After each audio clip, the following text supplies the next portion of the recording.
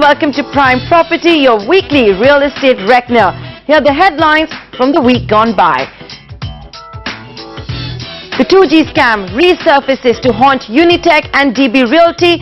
Network 18 exposes a possible collusion between Unitech Sanjay Chandra and the CBI's 2G prosecutor AK Singh. Reports suggest Shahid Balwa may again be grilled by the CBI. Both the stocks have a volatile week on the Lal Street.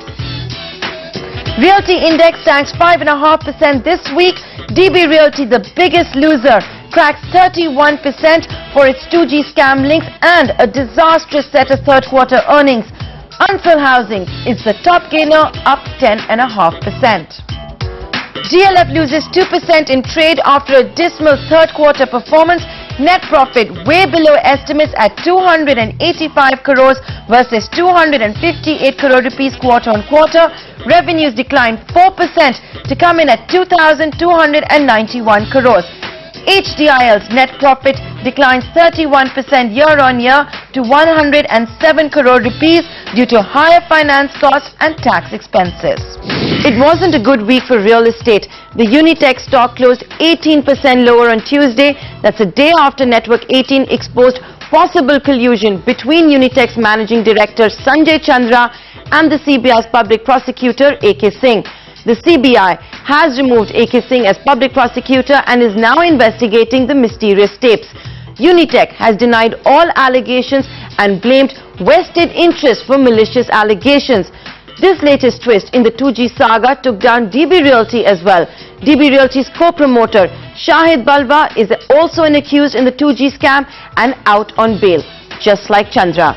Reports now suggest Balwa may also be grilled by the CBI. So investors and shareholders are facing an uncertain future as there is a threat of Chandra's and Balwa's bails being revoked. There was a small hope about 2-3 months back when the sort of risk appetite is increasing in the market and the risk-on kind of mood is coming, that probably realty stocks may have bottomed out and the rally may started. But the last month's mid-cap carnage that all the HDL stocks have collapsed and the 2 days back the 2G related news, all this have again pushed back all the reality theme back. I see limited downside from here on. Whatever has happened seem to be more as a knee-jerk reaction, and I don't think that further weakness is seen in both the stocks. To my mind, it is premature to draw conclusions, and there is no real turnaround in sentiment on real estate, which has turned positive over the last 3 months. Meanwhile, Unitech beat street expectations when it declared its third quarter results, reporting its first revenue and profit growth in over 2 years. CLSA said it would have upgraded the stock from underperform had it not been for all the uncertainties surrounding the 2G probe. While the good results helped the Unitech stock pare Tuesday's losses, it remained very volatile through the week. DB Realty's results, on the other hand, were disastrous. Its net profit in third quarter declined 98% year on year to just 0.21 crore rupees. Net sales though rose 19% to come in at 125 crore rupees. We'll keep a close watch out for all the twists and turns at Unitech and DB Realty, but now it's time for our pricer meter. This week we go commercial and tell you about rentals of non-IT offices. These properties are normally smaller in size but attract a much higher rent. Rentals in New Delhi expected to remain flat but may go up marginally by the year end.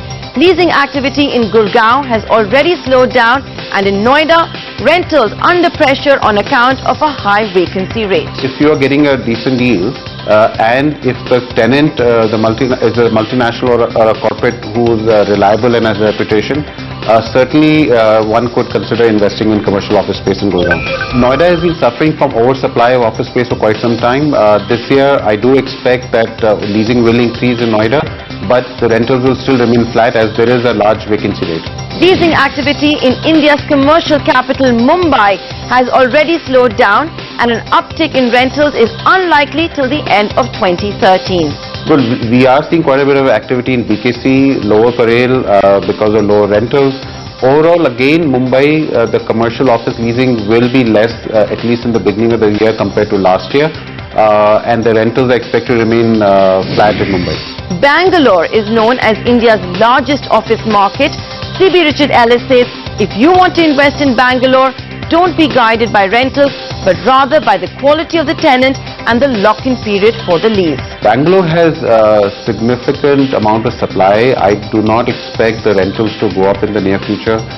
Till the time there is more absorption, the vacancy levels go down, I don't expect the rentals to move up in Bangalore in the near future. In Hyderabad, political uncertainty is taking a toll on business activity, so experts advise a wait-and-watch approach. Most of the people who are taking office space are the ones who are already in Hyderabad.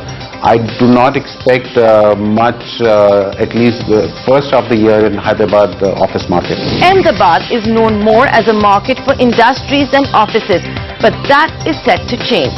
Hopefully this will change as time will to come because of more IT companies going there. But in the near future, I don't see many companies going there to set up offices. So the office leasing market will remain subdued in Ahmedabad.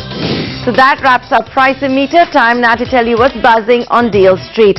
Colgate-Palmolive is believed to have rented a 1.2 lakh square feet office space in L&T Business Park in Powai in Mumbai for 115 rupees a square foot a month or 16 crore rupees annually.